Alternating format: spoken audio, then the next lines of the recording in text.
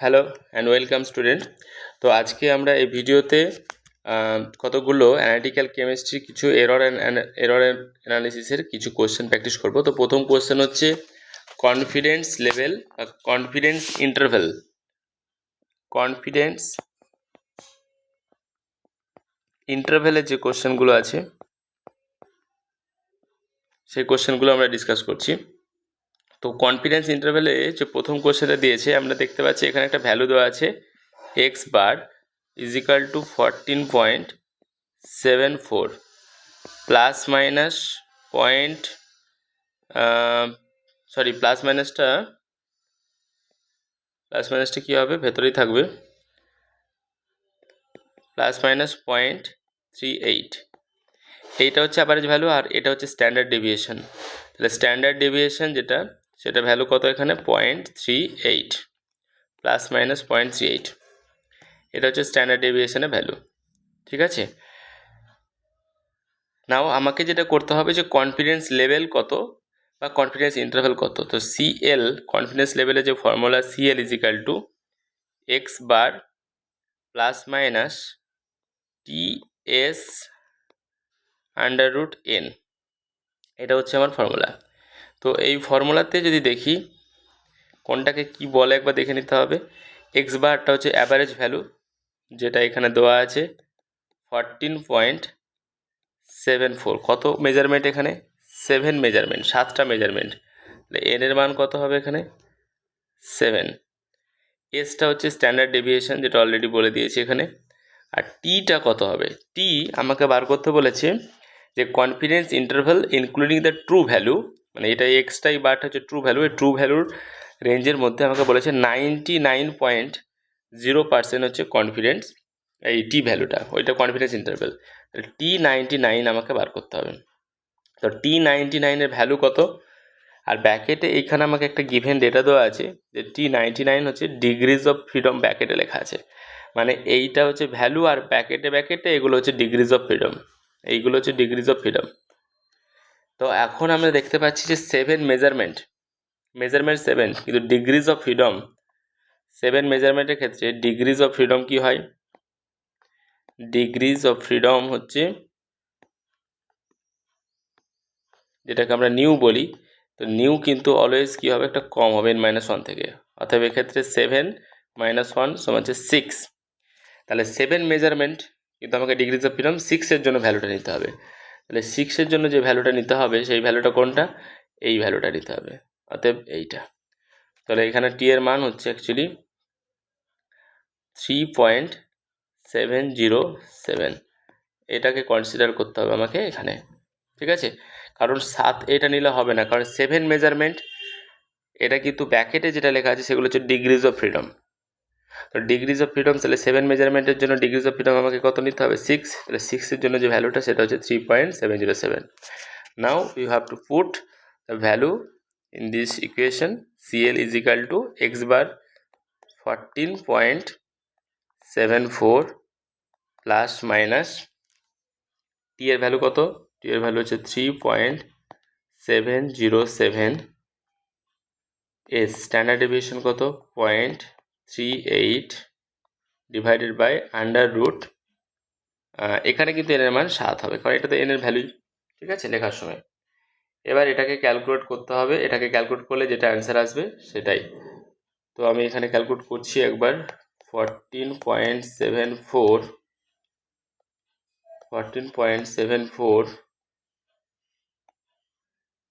Plus minus এটা হচ্ছে 3.707 into 0.38 এত divided by under root 7, so it will be 0.5324.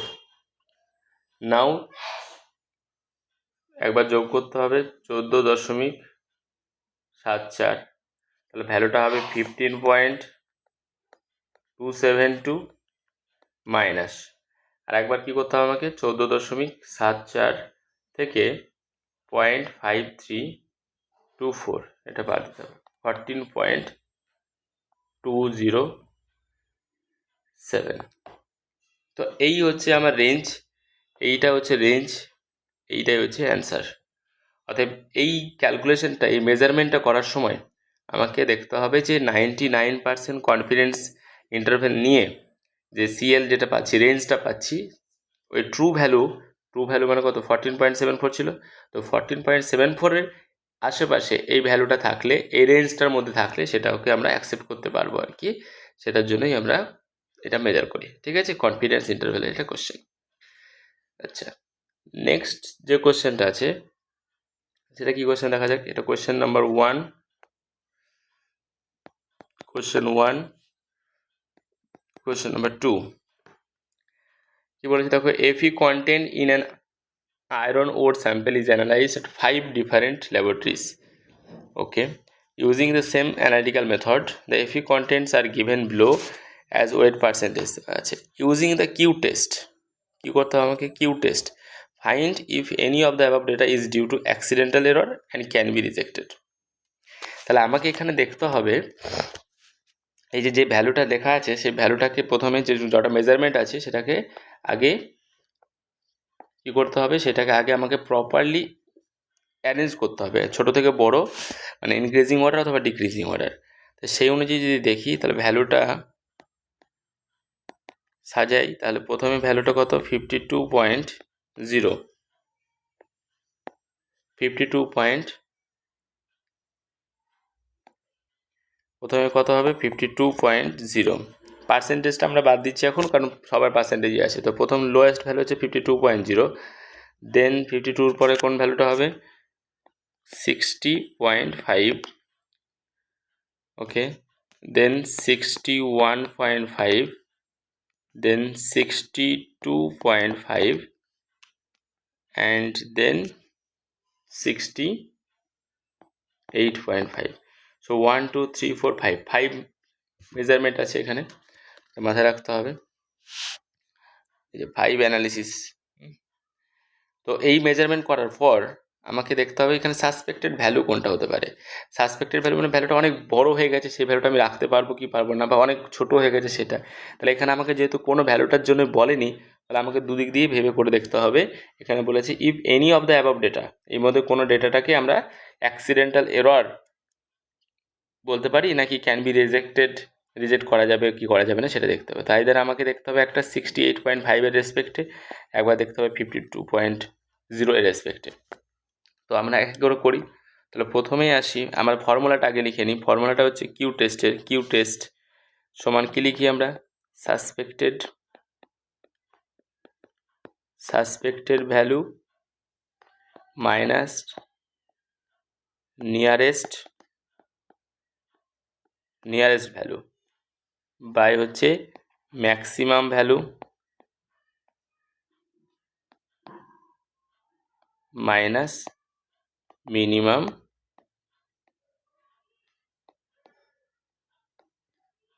Value. তো এইটা হচ্ছে আমার ফর্মুলা। তো এবার আমরা কি করব,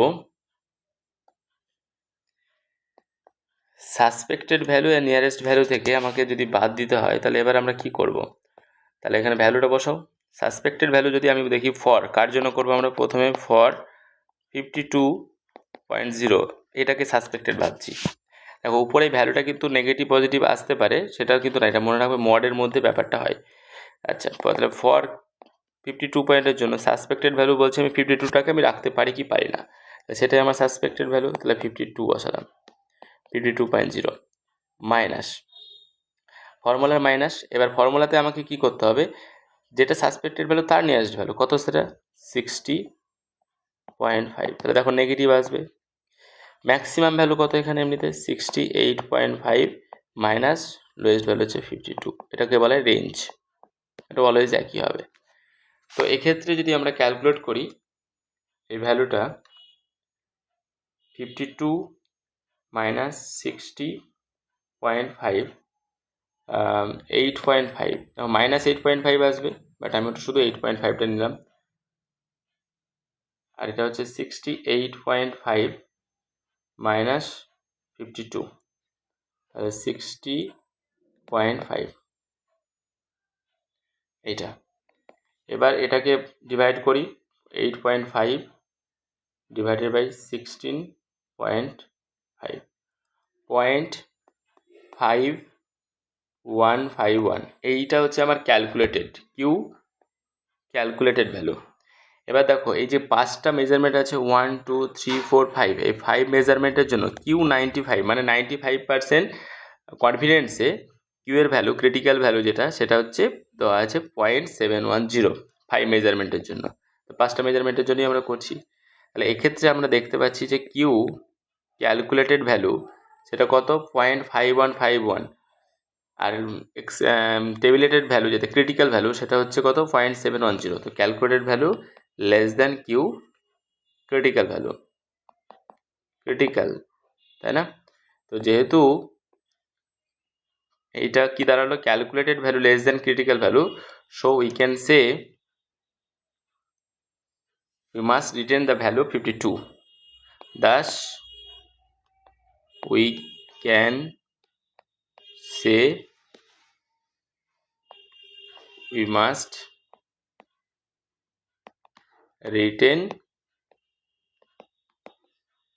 retain the value 52। ওর মধ্যে আমরা 52 রাখতে পারি, ঠিক আছে? এবার আমাদেরকে মনে হতে পারে যে 68.5টা তো দেখে মনে হচ্ছে অনেকটা রেঞ্জ, অনেক দূরে, তাহলে সেই ভ্যালুটাকে কি রাখতে পারবো? তাহলে সেটার জন্য ক্যালকুলেশন করো ফর 68.5। তো সেম প্রসেস, কিউ ক্যালকুলেট করো এখান থেকে। কিউ ক্যালকুলেটেড কী করে করবে?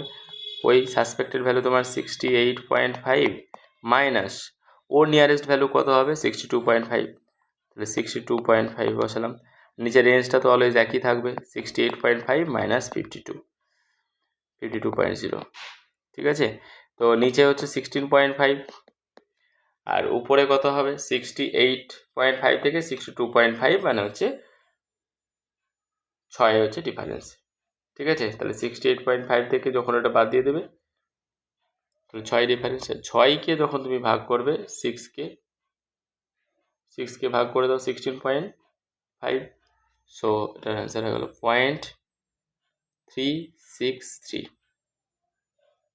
এইটুকু বললেই হবে, এটা 636।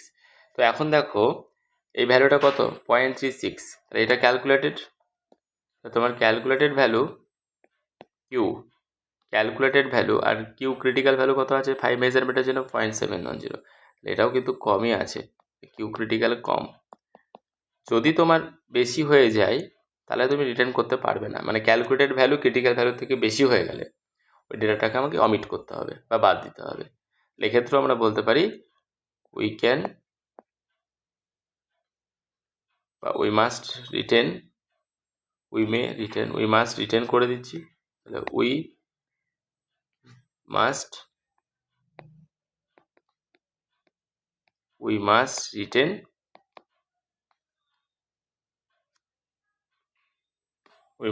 the 68 point value, ঠিক আছে? 68 point must retain 68 point value